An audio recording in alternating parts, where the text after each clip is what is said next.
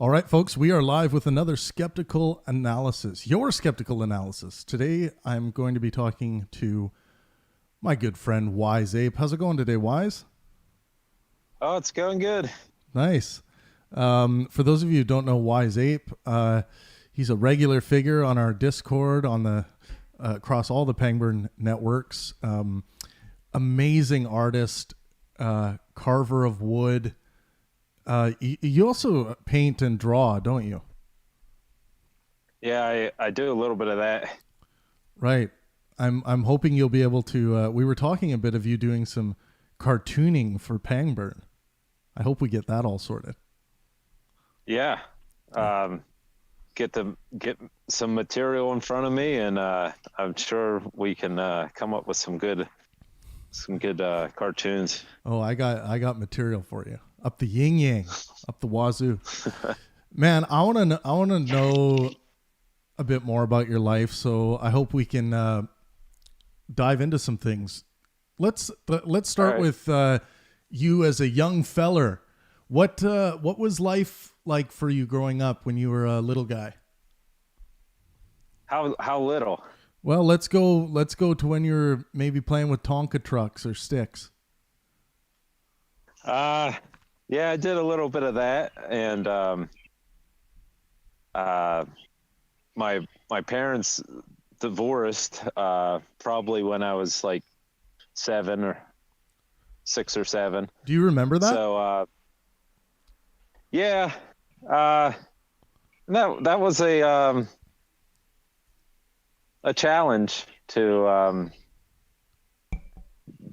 grow up between two different houses and stuff. Can you remember what you thought about that? Like, was there any part of you that was relieved that they were no longer together, or was it mostly like you just couldn't understand why they couldn't stay together? Yeah, probably the not understanding why they wouldn't stay together, and Right. it was a bit terrifying for me as a kid. Well, the reason why I ask is because sometimes the toxicity between two adults can get so bad that kids are like, "Oh, I can't wait for them to inevitably split up."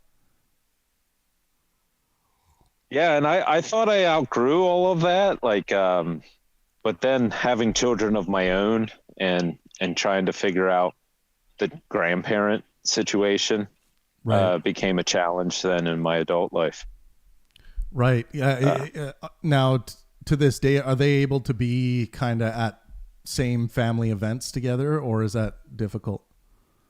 Or are they still around? No, my mother lives in a different state, and Okay. my dad, he's actually in the same town I'm in. Right. Interesting. So, and do you have siblings? Yes, I have a younger brother, two years younger than I am, and he actually has been given 2 weeks to live now. Oh, He has cancer, and they're doing end of life stuff with him. right. Have you been around for that with him? No, he lives with my mother. Oh, okay. Okay. Well, talk me through how you're feeling about that. Uh, well, he's been struggling his whole life. Like he developed schizophrenia when he was a preteen, Right. and in and out of the hospital, and now for the last couple of years he's been battling cancer, and it's it's been a thing that's weighed heavily on me for many years, and now is just, I guess the end is in sight now. And Right. How's he handling all this? He probably knows that the end is near. yeah, it's we've sort of had a difficult relationship because of his mental disability and stuff. Right. So Is it easy to communicate with him, or is it hard to have a genuine conversation? it probably depends on what type of person you are. It's challenging. Yeah. Um, So like if you're if you're to talk to him about like, well, what's been keeping you busy? What are some of the things he would get into? Does he think about like politics and what's going on in the world? Or is he more, worried about his own health, or what are some of the things that he would talk to you about? well, he's really into religion, like so is my father. Right. And so he talks about that a lot. And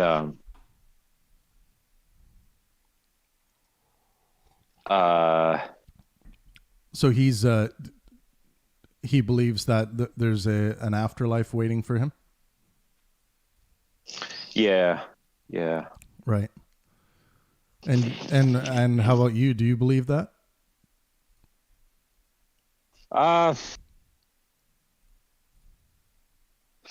That's something that's been a struggle for me over the last couple of years. Right. I pretty much think that I don't have all the answers, and I'm open to evidence, and maybe there isn't any evidence, and people can have their faith, and as long as it doesn't interfere with or infringe on other people's freedoms to believe differently, Right. it's okay. I mean, Right. but Do you believe there's yeah, some people out there that need religion, need to be able to, or need to believe in the afterlife, at least as because some people get into the conversation in a way where they'll be like, I just want to know that it might happen, like I might go into some form of afterlife. See, and as a skeptic, that doesn't really bother me too much for someone to be like, well, it's possible. Because so far as I can tell, everything is essentially possible. If there are, if there is a matrix controller in control of all of this, which I don't think there's any level of plausibility that there is, but if there is, I think it's possible that there is. You could essentially manufacture anything you could imagine. So, I mean, all in this realm of possibility, anything is really possible. But yeah, so I'm sure this belief in an afterlife is bringing him some level of comfort. I hope so. Yeah. Do you often worry about that for him? Like you want him to be comfortable in the remaining time that he has? Well, I wanted him to be comfortable his whole life, Right. and it was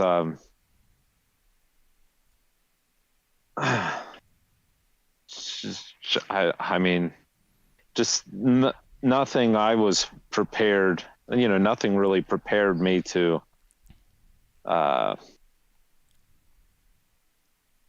know what to do with the situation. I mean, Right. that probably goes with anyone with a loved one that they just don't know how to help. Yeah, unfortunately, this stuff doesn't really come with a manual. Francisco Banda says, for people going through tough moments with loved ones like cancer, believing in some form of afterlife can be cathartic and crucial to help them cope. Yeah, it can. Um, so let's go into high school. What was high school like for you? Uh, it was put a positive spin on it. Pretty exciting. I was involved in sports and played a lot of football. I was gonna Uh, say you're like a super buff dude. Were you that way when you were in high school? Were you big, solid, muscular? yeah, I was the strongest in my school. Right. As far as like we had a weightlifting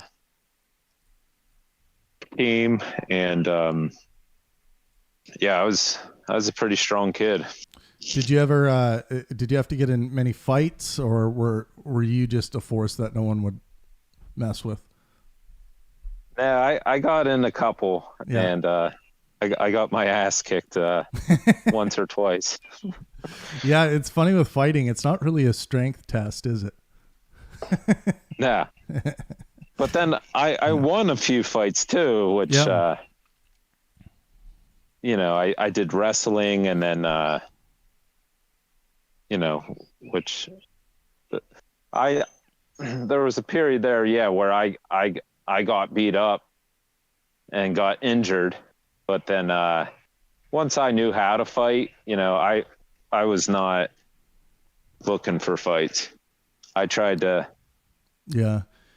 Once you've be the had force that no yeah, one really wants to mess with. once you've had some experience with fighting, you really do avoid it at all costs. You know, it, I think when you speak to anyone who is in the business of fighting, like in the UFC, it's like fighting isn't something you should go into lightly. People can get really hurt, permanent damage, and that will be with them for the rest of their life. All kinds of things are um, become somewhat likely when you start engaging in fist throwing. I know a lot of friends who played semi-professional hockey that spent years fighting and duking it out, and they're dealing with so many ailments now as they get on in life. It's terrible, kind of like just constant post-concussion syndrome.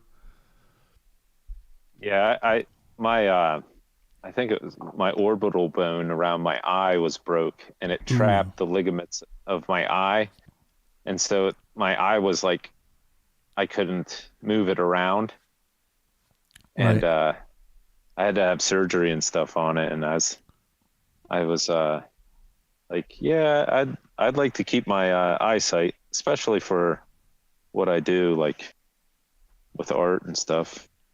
Yeah, so let's jump into that. Since we're in high school right now, what what projected you into the arts? Um, just like leisure time at school, I would always just draw and study hall, even during class. I was needing to doodle and sketch, and Now, were they you had getting a lot of attention from the ladies because you were doing this? Like, what was? I want to get to the fundamental driving force that got you interested in it. I think now you do it, for the you do it as a profession. But was it? Did you always have this drive to want to do it, or were like many young men, just doing it to attract the attention of ladies or boys? well, my friends and people who are around, they always spoke positively of anything they see me drawing. So it was That feels good. yeah, a So little bit you, of yeah. satisfaction there. And what did the people on your sports teams think of your artistic endeavors, or did they They know about them? they it really just surprised them a lot because they're like um, a lot of people don't feel that they're that artistic, and they just I was one of the guys, and they're like, yeah, he can draw too. That's, just strange. Yeah. Well, the reason why I ask is because, like, growing up, I was I was able to play hockey at a pretty high level, and but I was also in musical theater. I also had a band, and I was so I had my hand in a bunch of different pots growing up. Did you ever get into theater? Did you do anything there, or was that outside your comfort zone? That was outside it. Yeah. I always thought about how skillful it would be to know how to act or something, because you put on a performance that way, and I always looked up to actors and people who could go into a role and become a character and stuff. That fascinates me. Like, when you think about theater, you're seeing something that you're, because acting is basically professional bullshitting. And what about that do you find so fascinating? Do you because to me, standing up and being theatrical and performing a line of dialogue was just so easy for me. Like, if you look back at old Christmas videos of when I was young, whenever the camera turned on, I just would jump in front of the camera and I need to do a Steve Urkel impersonation or something like that. I was always just it was part of, I was always joking, telling stories. So what specifically about standing up a piece of theater it kind of made you think that it's it's this really skillful thing that's that you may not be able to do? It's not that I wasn't able to do it. I would love for someone just to give me the permission to act like a character or a goofball, Right. I would like to put on different personas and maybe be John Wayne for a day or something, But I did not seek the opportunities, and they didn't present themselves. Right. So John Wayne, what made you go to John Wayne? Is he a hero of yours? Not really. I haven't really watched much of his films, but I could say, The Rock or somebody like that. I sort of have been drawn to maybe tough guy characters or right something. I mean, you look like if you were to be cast in a role in a film, you would be like the Jason Statham type tough guy, I think. Yeah, I've achieved certain levels of physique during my life, but it's easy to backslide and become soft. Yeah, or maybe Steven Seagal. Yeah. Yeah. Okay. So now how about at what age did you start becoming interested in, I know you're married to a woman with kids. So I assume when you were young, you were interested in the ladies. So at what point did you start pursuing women? Oh, yeah, I've been pursuing women my whole life. So me too, man. It's never stopped. I had crushes on girls, and from an early age, and so it. And then after high school, I didn't really have any girlfriends till after high school, really. I was in college. Oh, really? Yeah. So I was a pimp, yeah, go ahead. Pimply, I didn't really have my stuff together in high school, and I'd draw pictures and stuff, but that wouldn't get the girls really. Well, but you were big, you were muscular, you're into sports. You must have not had that much trouble attracting some interest. No, it was a challenge for me. Let's get to that. Did they think you were like socially retarded or something? Like what? Like, yeah. Yeah. That's a good way to put it. Yeah. So they maybe. I was not a ladies' man. No, not really. No, you were more the muscle behind the ladies' man.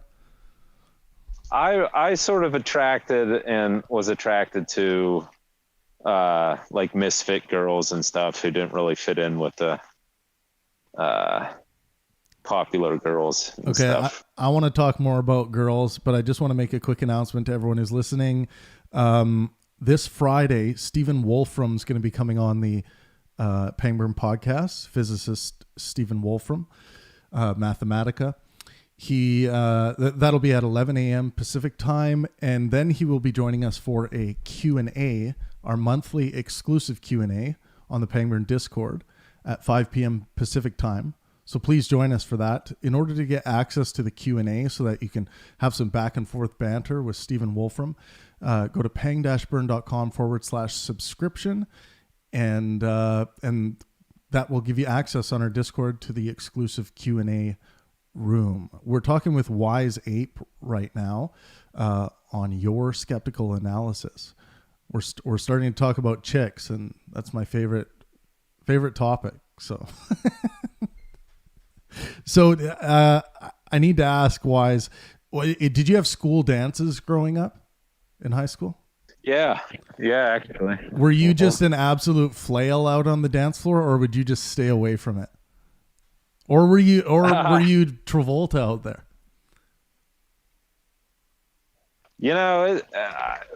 Probably both, depending on the dance. Like, right.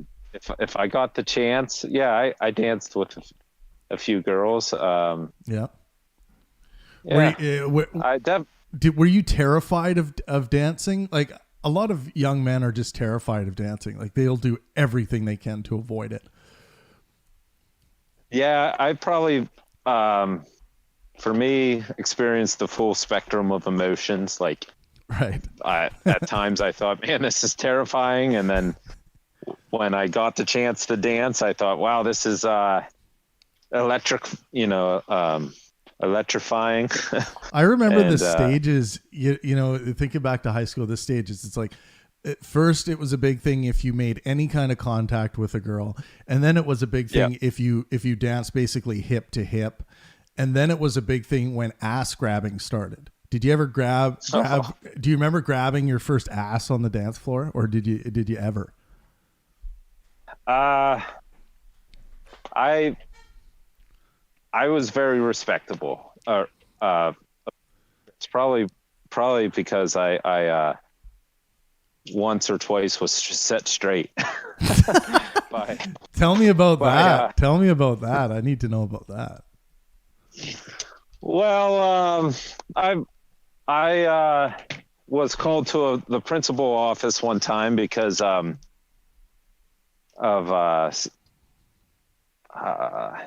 a girl one time said I touched her or something like inappropriately. Okay. And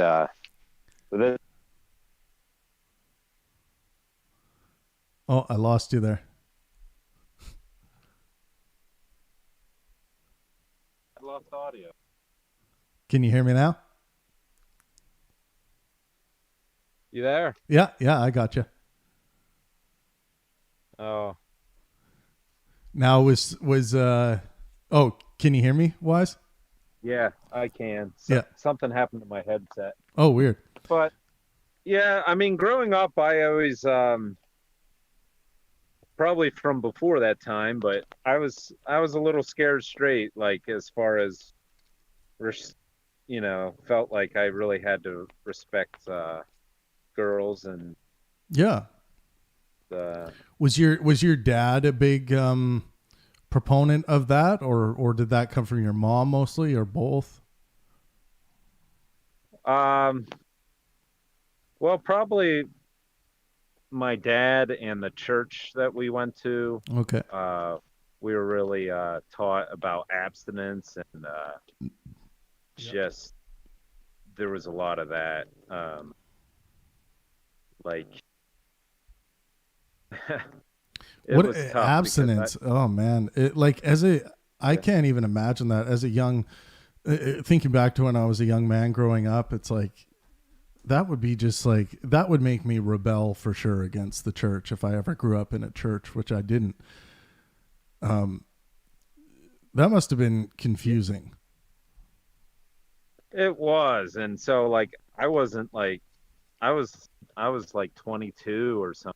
Uh, I remember I probably was still a virgin when the 40-year-old virgin came out. That film. So Yeah, it you, was, you grab a woman's breast and it feels like a bag of sand. yeah. I was watching that, I think, as a virgin, and I remember I'm like, yeah, I have no idea. Like, Everyone else in so the room's laughing about it, and you're like, yeah, that's funny. yeah. Oh, that's funny. So yeah, so you're at these dances, people dancing together, and then you're being told to be abstinent. Um, so did you ever? I mean, before you got married, did you break that abstinence, or did you stay true to that? Um, yeah, I broke it because at some point in college, I was studying biology and stuff, and my faith sort of started to unravel, um, and I I I walked away from being abstinent. I met some nice women that I thought were fairly nice, but Mm-hmm. um, the relationships, didn't last. Right. So Why didn't those last? What was the problem? I'm sure ah, they had their unique issues, but how about the one that was like the one that you thought had legs to go the long distance, but it just something wasn't working. I think we were just young, and the women I was with uh, were were just unsure of where their life, Right. what direction they wanted their life to go, and I just wasn't a match. Right. Um, And were you and sure? Like, were you usually the one getting dumped, or yeah, like maybe two or three. I right? got dumped two or three different relationships. Um, and then I actually became sort of selective then. I really focused on my health and my looks, Right. my weight, and I was really able to be selective, and I turned down a lot of women, and Mm-hmm. I met my wife, and I actually remember having a conversation with my mom. She she was the same way. Like she just whoever showed interest in her, she immediately just thought like she had to date. Right. Right. She wouldn't really vet them or she'd overlook things that And she dated quite a few assholes, I would say. yeah, yeah. Well, I don't know if men seem to have more of a problem. I think passing up opportunities when it comes to that.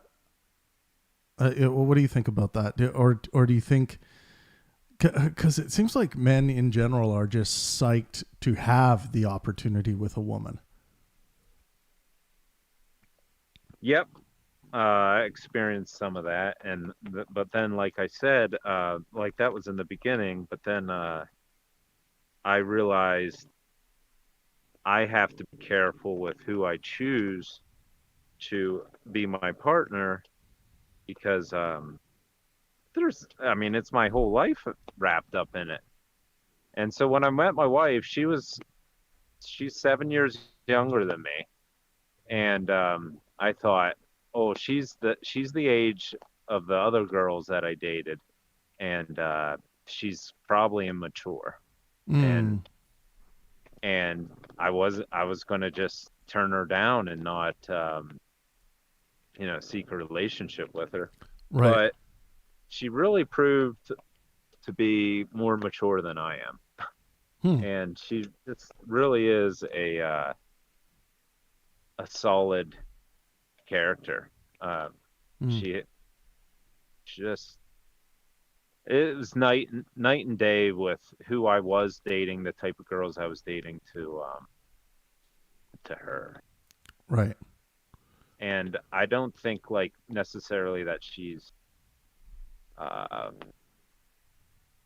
like special, like in a way that maybe other girls aren't like that. I just think that there's so many people, and you can run into good ones and ones that aren't going to actually like mesh with who you are and your lifestyle and stuff. It's not that anyone I dated was like bad. It's just they weren't maybe on the same page. Right. They had other pages they wanted to open. Interesting. Other avenues of life that they wanted to go down. And right. But she's, really faithful and has stuck through some challenges, like probably the difficulties and stuff that I've had. For some people it's a deal breaker. You get in one little argument and you say, hey, that's the end of that. Right. See you later. And then but she's definitely not that way. Like we can find common ground. Right. We've been married. Yeah, sorry, go ahead. You've been married I think 10 years. Wow. That's a lot better than most people can say about their first marriage. Yeah, and I really hope it's lifelong. I don't know how many years I'll have, but I want to grow old with this woman. So right. Well, that's amazing. We'll get into that a little more in a minute here. We have Dal and Bunny in the room. Do either of you guys have a question for Wise?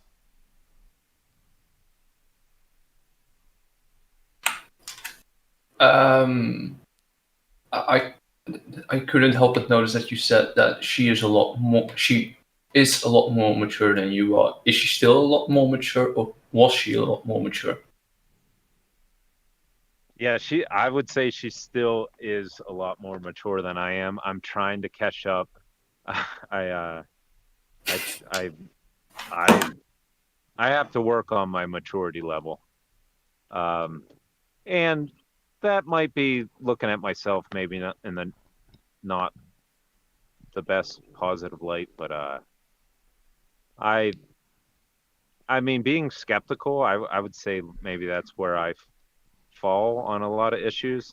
And so not that I would classify that as immaturity. It's just that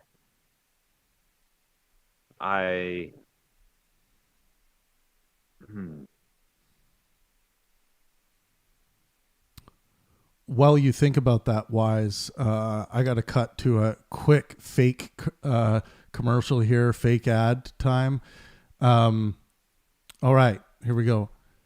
Needing therapy? Nowhere else to turn? Alexander is here to help. For only the cost of leaving your door unlocked, he will be in and out in a jiffy with his new and improved approach to trauma. Beat this! Sparing no expense, Alex will enter your house and violate you in ways only Stephen King could imagine. When you wake up from this drug-induced paralysis, your past trauma will seem like nothing compared to the state he left you in. He is here to help. Oh, I'm being told that this service is already sold out. It went fast on Tinder. Sorry about that, folks.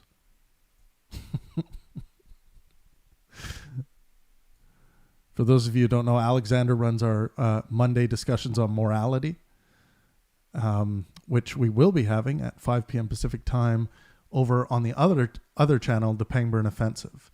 I'm not sure what the topic is today yet, but Dao Tzu, do you have a question for Wise? Dal might only be listening right now. Yeah, I think I'm stuck listening. Sorry about that. Yeah, no worries. So, Wise, let's talk a bit about your art. First of all, where can people find your stuff, your wood carvings? I have a Facebook page. It's RLH Wood Sculptures. RLH Wood Sculptures. Okay, and what does the RLH stand for? They're my initials. Oh, okay, gotcha. RLH Wood Sculptures. Yeah, and they're amazing, you guys. You should really check these out. And you do everything. You even wood carved a chainsaw recently. Yeah, it's a cool art form to be a part of. It's pretty labor intensive. Everything's made by hand, or with power tools and chainsaws. Guys, drop a comment for those of you listening on YouTube. Drop a comment in the comment section in the live chat if you have a question for Wise, or if you have some comments about the conversation we're having here. Wise, tell me the craziest thing you've ever carved with wood, or even some requests that you just decided not to do. Well, it's been so I've done cartoon characters and stuff, which has been kind of neat. Some fantasy things, dragons, robots, Mickey Mouse. Nice. And I try to keep it fairly clean. But then again, I like the human form and stuff, so I've carved some shirtless women and things like awesome. that, angels. I gotta see some pictures of that. Yeah, but so like drapery and stuff interests me too. Like, so it's just a matter of how kid friendly and stuff you want to. But I've carved Jesus Christ on a cross, so getting into some neat human form and things like that. We're gonna get into morality here in a second, but is there anything that you would be morally opposed to carving? It depends on who the audience is. Right. Okay. So, well, let's just say it was me calling you up, and I wanted. Let's say I was gay, and I wanted a carving, and I gave you a photo of a carving of me and my partner having anal sex. Would you carve that for us if we paid enough money, or would that be beyond what you would be comfortable doing? Yeah, I probably would. I don't know what my tolerances are as far as if something is too emotionally would bother me too much. Like, right. Sometimes I get asked to make memorial things for people, and that I enjoy doing it and stuff, but it is taxing on me because just thinking about the story of a loved one lost or something. But I'm glad to do my part in their Right, their right. ceremony or their memorial. So Well, and that's a big responsibility, right? You want to make something that they're going to be able to enjoy, this memorial token, and I get it. Like there's some pressure there for sure. like there's this piece of art that I see from time to time. I forget the name of it. It's an old piece of art, but it's like this big figure, and he's like ripping apart a baby like with his mouth. Oh wow. Um, I think it has something to do with the Bible or something like that. Like maybe Leonardo da Vinci or somebody Right. uh, drew it, but like I would be willing to recreate acts like that because it's like telling a story. But you know, I just what I'm trying to say is like if it's too troubling for me, like then I don't want to have a part. Right. Well, I want to transition now into mind clarity. So let's go through my 5 questions. So first question: how do you determine what's going on in reality? Um, yeah, good question. Uh, Probably through my senses and through my mind. Um, Right. it's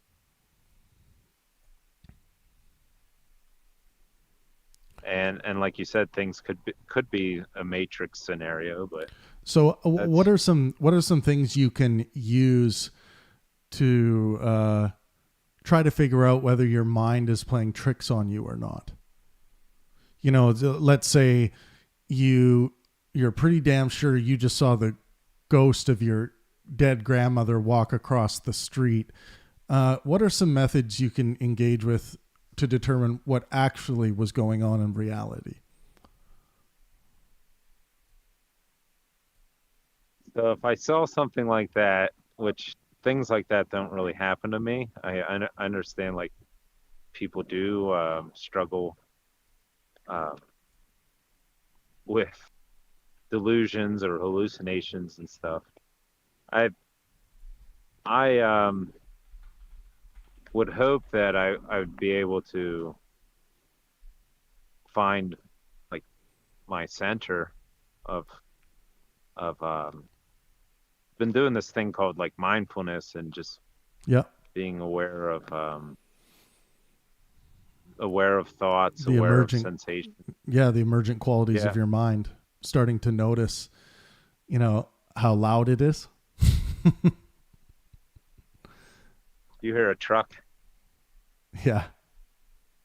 Oh, sorry. No. I was just saying the emergent qualities of your mind, noticing how loud that can be when you actually focus on what's emerging. Oh, yeah. Um, Uh, yeah, I don't really have a good answer for it. how about the scientific method for determining what's going on in reality? Do you trust the scientific method? Yeah, that would be a good tool Right. for sure. See, I think because the method seeks to escape, individual potential individual bias, setting up models that can be repeated. I really think it's the best mechanism going to determine what is going on in reality, Yeah. for that reason, just so that we can help escape that. Okay, let's move to the other side. How do you solve moral dilemmas? How do you determine what's good and what's bad? Um,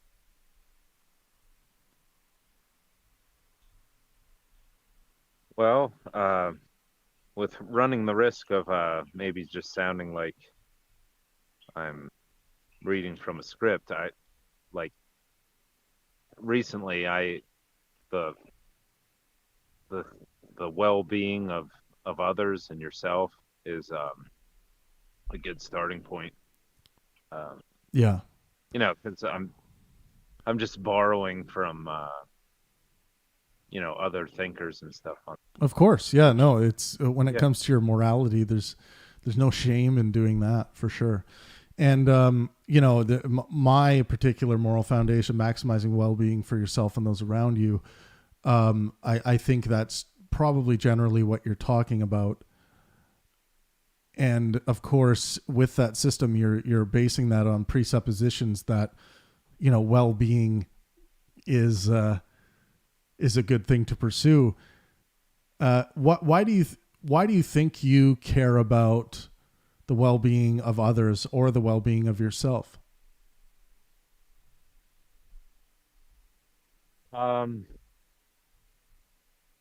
Well, I mean, one answer might be like we evolved to be that way. Our ancestors and have you struggled to survive, and your health and well-being is essential to survival. So, but I'll just speak on maybe a little bit of my uncomfortable. Sometimes I get uncomfortable with speaking because the culture is like you really can get railed or judged for what you say, and so like when we're discussing things, like I feel like it's so polarized. But I hope people can feel free to speak and listen and Right. and have disagreements, but then not demonize one another for holding a certain viewpoint. Right. But I feel like a mixed bag because I grew up very religious. Now I'm considering other perspectives and stuff. And Right. I'm still tied to family and friends who haven't changed their position, even strangers who have a very hard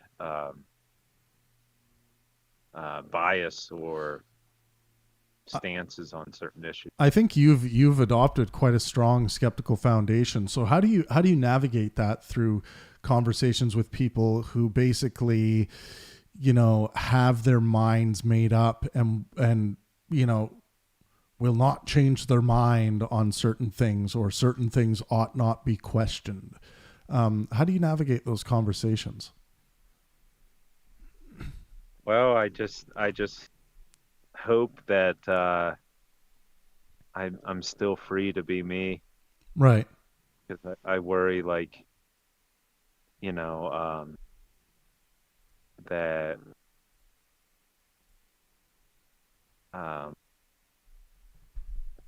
I could starve to death because a whole society doesn't like who I am.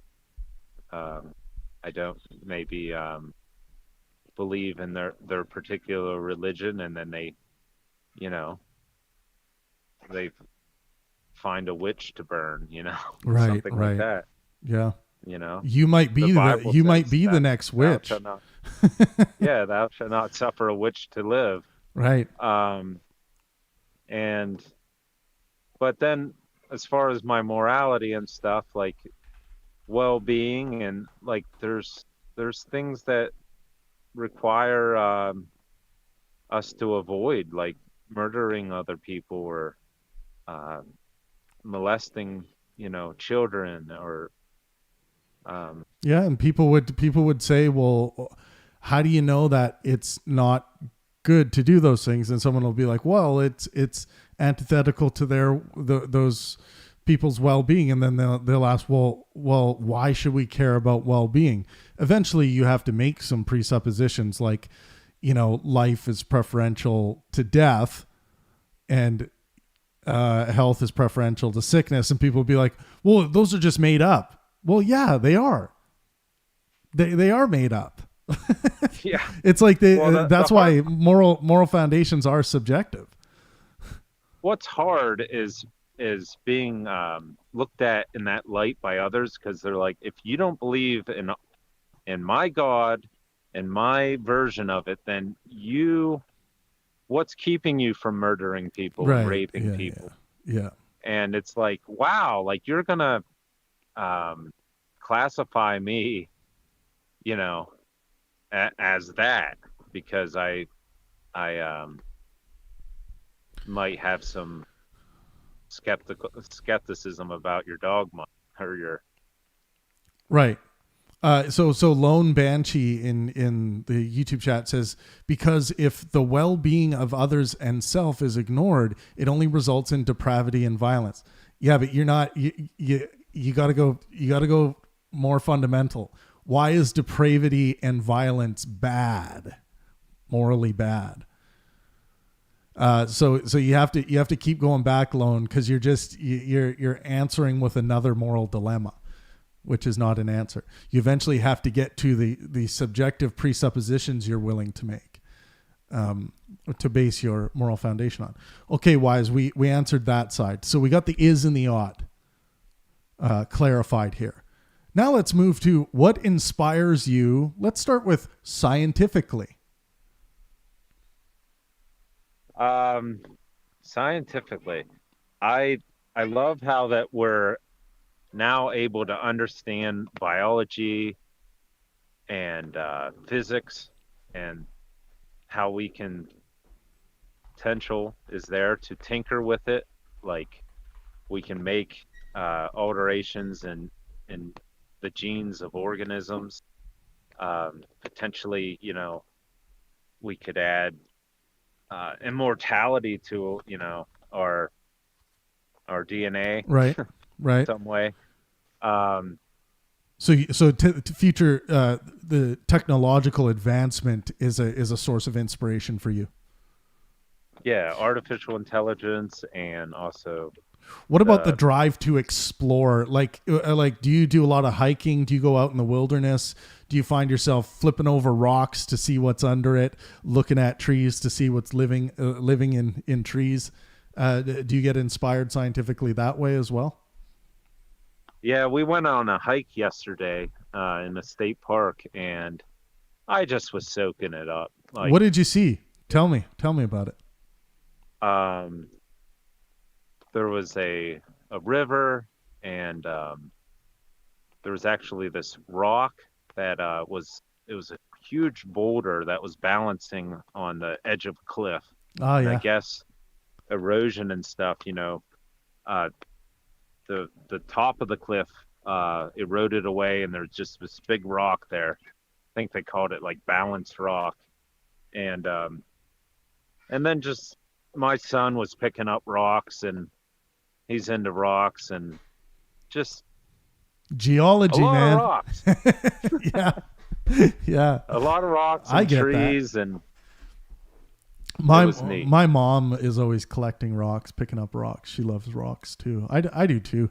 I just get so overwhelmed when I'm out in nature. I just want to like look behind every piece of bark, look under every chunk of moss, flip over every rock. There's just so much that inspires me. That exploratory nature within all of us. That's what I mean when I talk about scientific inspiration. I love that. And I think that's why when people say like, you probably haven't gone out in nature enough. It's like, that's what I'm talking about when we're talking about keeping those scientific meters filled up, inspirational meters. Okay, cool. So you're getting your dose of scientific inspiration. How about artistic inspiration? I mean, your artistic inspiration meters are through the roof, and that's kind of obvious through your work. Do you ever have lulls in that where you're just like, damn, I got to get out there and carve something? Yeah. A lot of times. I have to get out of my head sometimes. I have troubles, I think, like when I think about my foundation and stuff. I think about that a lot, like with wavering in and out of religious conversations and stuff. That's just what I have been engulfed in, my whole life. So a lot of that is trying to put some of that aside and focus on my work. And it's really rewarding to do what I do and Yeah. work, but we. So it sounds I don't like know. as an individual, like from a scientific and artistic inspiration perspective, you have a lot driving you. So I would suspect that it's not too difficult for you to be inspired to get up and start moving in the morning. Yeah, correct. Um, but like I said, I have things that trouble me, and Yeah. I'm working through it. Well, we'll get to those ones in a second. Now I want to oh, I gotta just mute that. Now I want to ask you how. So all of this stuff we just talked about, the four elements of what is going on in reality, what ought we be doing, artistic and scientific inspiration. How do you keep track of all those things? How do you keep them all in check so that they're clarified? So that they're clarified. Well, the first thing that popped into my head was time. Yeah. Like it's we have a schedule, I like you wake up in the morning and you do your task, and you can't just keep running like that, that then the day is end and you have to start again every day. Right. So there's certain biological like urges that really control that I'm locked into, like, Yep. eating and sleeping and. Yep. And how do you know which urges to put a stop to and which ones to allow through?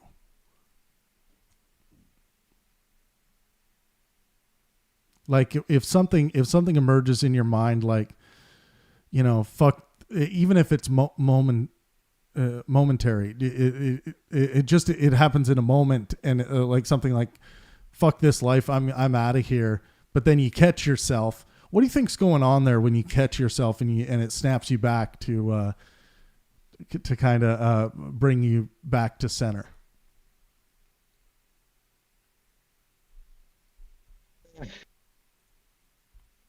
Well, because you're kind of questioning yourself, right? When the emergent properties of your mind start going, and you're starting to question and continue to question all the things that are popping up in your mind. What do you think that is that you're doing? Like adopting certain values, like. Right. So these things pop up and you're applying them to your to everything, all of your mechanisms, like your moral foundation, what what is going on in reality. If you have let's say if you had a thought of self-harm pop up in your head, there would be a way to determine what is going on. But then, something within you, your moral foundation will say, this is how I ought deal with that thought. Yeah. Yeah. It's to elaborate on that, like, if you value your relationship with yourself and others, then and you have a working mind that's capable of self-reflection and some experience, you'll catch yourself, like, let's say you're angered by something, you can know that the goal isn't to respond with that urge to uh, hurt yourself or hurt somebody else. That it's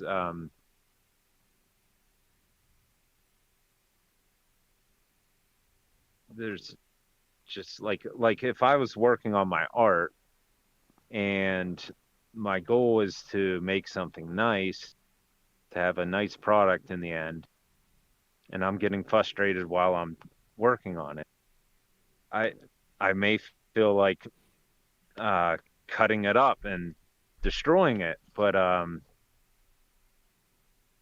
you know the goal was to produce something nice, so you just Right. So you remind yourself, you question that emergent property of your mind, and you remind yourself of what the goal is. See, I call that skepticism, questioning and continuing to question anything.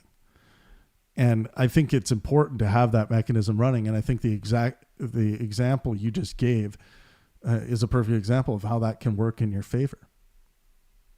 yeah, you have to restrict or restrain yourself in some way. So and maybe that's a maturity thing. Like um, so early on with my relationship with my wife, I was getting frustrated with life and stuff, and I would respond uh, in a too quickly, like Right. uh, maybe say something, respond back like in not a nice way. Yeah. And so, but I've grown some in that, and I catch myself and think it's just better to have a different reaction Right. to things that can be upsetting. So I would, And that, oh yeah, go ahead, finish. no, that just really helps with the goal. What's the goal? Is the goal to fight, or is the goal to have a good relationship and Right. overcome different? So, Yeah. Okay. So sometimes the urge early on was to just feel satisfied and, yeah. hey, I'm right Right. and Yeah. I'm Yeah. mad and you need to know about it. Yeah. But Yeah. that doesn't help with. I think when our skepticism is failing us, where our questioning and continuing to question anything is not being applied to our own mind, the emergent qualities of our own mind, I think that is the hardest part for people engaging with skepticism. It can be hard to question those emotional knee-jerk reactions to things and to give yourself time to do that, because it can feel better in a certain sense to just let that pour out. So I think I think with those 5 pieces, we've clarified the mind. We clarified the is, the ought, what inspires you scientifically, artistically, and then we have skepticism checking in with everything. Now that all that stuff seems to be clarified, what are the biggest hindrances in your life? What needs to be improved?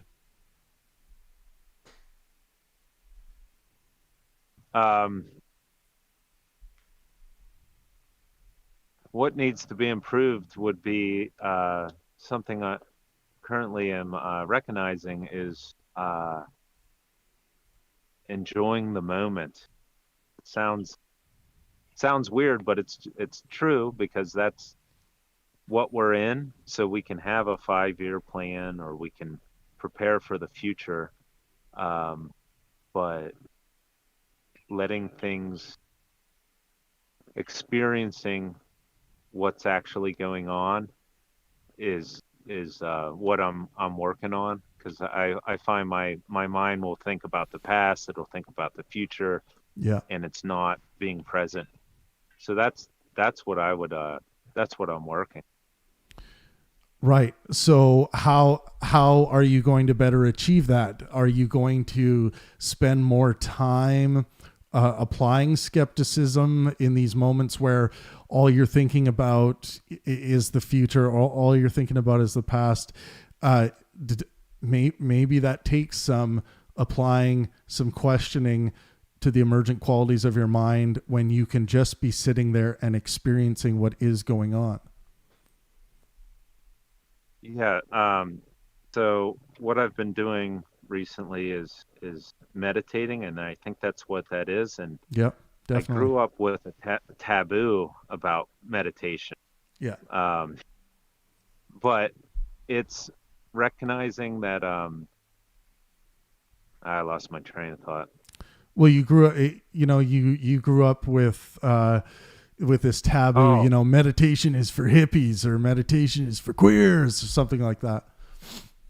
Yeah, and so what I'm finding is that it's a good thing to not identify as your thoughts. So if I'm thinking about the past or thinking about the future, through meditation, I can recognize that those are thoughts, and I can uh, acknowledge them Yeah. and let them pass. And that's really helpful because a lot of times, like, religious thoughts pop up in my head, and I'm like, man, I should really get right with God, or is God mad at me, or is there going to be an afterlife? And I can recognize those as just thoughts that and I maybe think, hey, why are they there? But I don't have to let them get me all worked up. And also, you can, if you do feel worked up or some emotion, you can use meditation to recognize those emotion stuff. Yeah. Well, and It's really sometimes, yeah. And one thing to think about is that you're not going to be able to drop into a meditative state all the time. Well, one thing you can do is, I think, Wise Ape was wise in saying that all of the thoughts that pop into your head, those aren't, you don't have to recognize those things as you. They're emergent qualities, properties of what your mind is doing. And not all of it is going to make sense. So, you don't have to be married to every thought. Not every thought is special or has deep meaning that emerges. When you have this emotional knee-jerk reaction to lash out at someone, but you catch it, which with what I would call your skeptical foundation, start working on doing that more. And I think that's just a general rule for everyone. And you'll find that you're not going to be reacting as often in this knee-jerk way to things. And I think that's important. You want your actions to be well thought out, if whenever possible.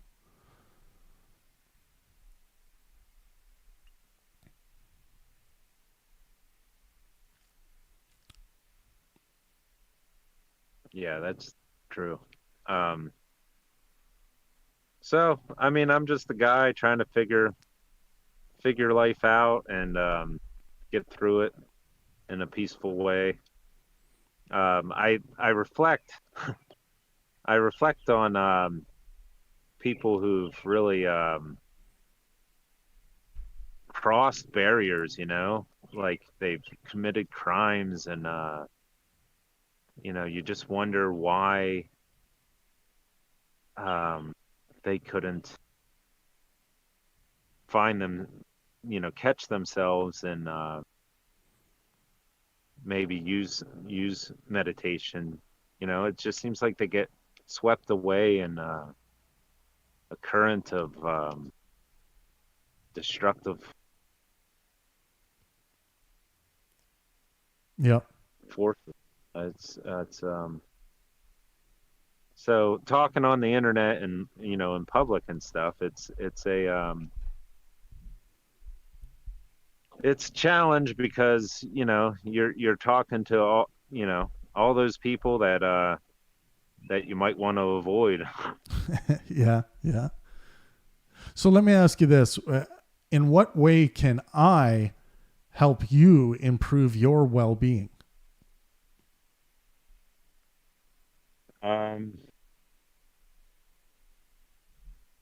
By just continuing to be a voice that is reasonable and seeks the well-being of yourself and others, and providing that sort of space and community.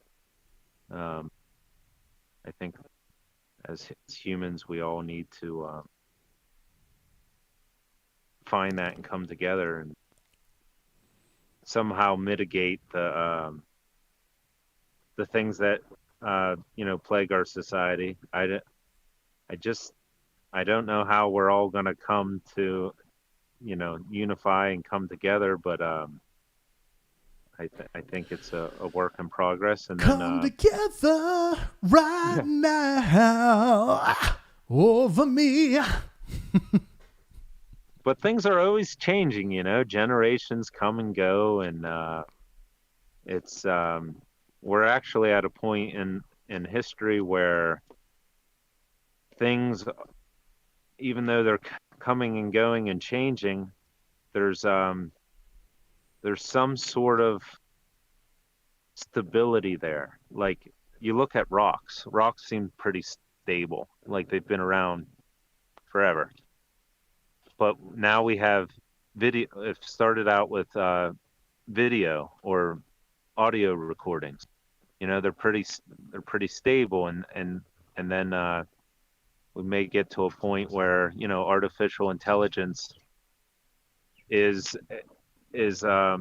like a human mind, and I don't really see the generational thing happen. I mean, it could grow, but it's not like you and I will pass away. But if there's some sort of artificial intelligent life, it's essentially might have an eternity to look into.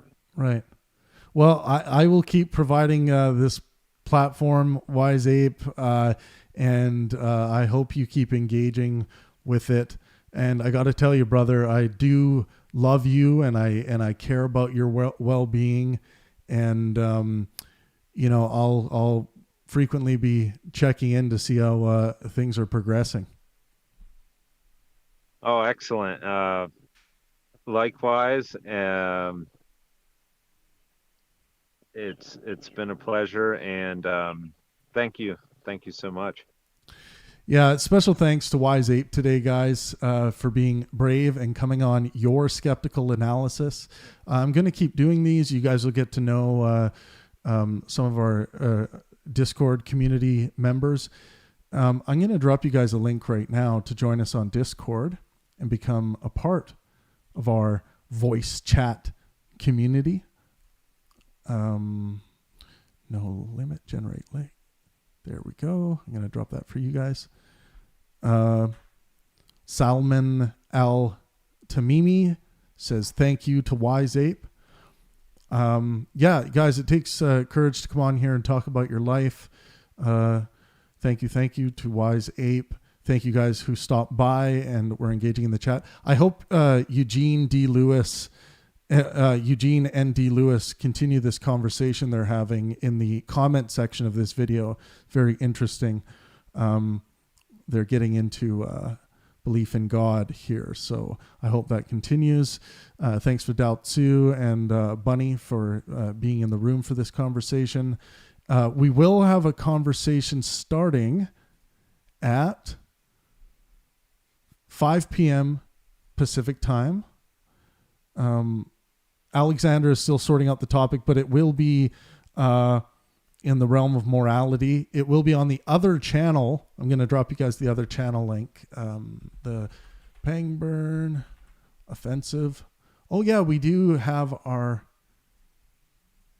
Okay, I'll give you guys this.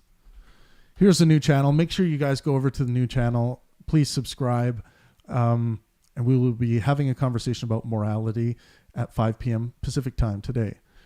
Another quick reminder, Stephen Wolfram will be coming on the Pangburn podcast, physicist Stephen Wolfram, this Friday at 11 a.m. Pacific time, and at 5 p.m. Pacific time, he will be joining us for the monthly Pangburn Q&A. This is exclusive, so you have to be an official website subscriber. Go to pang-burn.com/subscription to sign up, and then you'll have to join us on Discord because that's where the Q&As happen. Thank you to everyone who stopped by for this skeptical analysis, and as always, let art and science inspire.